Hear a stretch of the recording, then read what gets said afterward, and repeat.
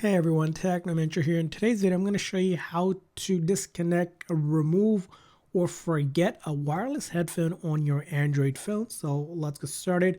Very first thing you want to do is go ahead and swipe up and then click on your settings. Now from your settings here, you're going to look for connections. And in the connections here, you may already see a connections here in the Bluetooth section. So we're going to tap on it. Now, when you tap on it, it's going to show you paired devices. Basically, if you have a wireless device connected like the headphones, it's going to show up right here. And all we need to do is tap on that gear icon right here. And when I tap on the gear icon, it's going to give me a couple more options. Now, there are a couple different things you can do. If you want to temporarily disconnect, you can just click on disconnect. And that will keep the device still part of your connected devices.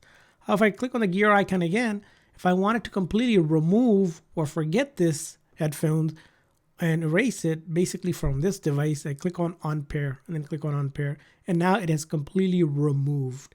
And next time I want to go ahead and set it up, I have to follow the process to activate the Bluetooth and turn it back on. But that's how you can remove, forget, or disconnect the wireless headphone on your Android phone.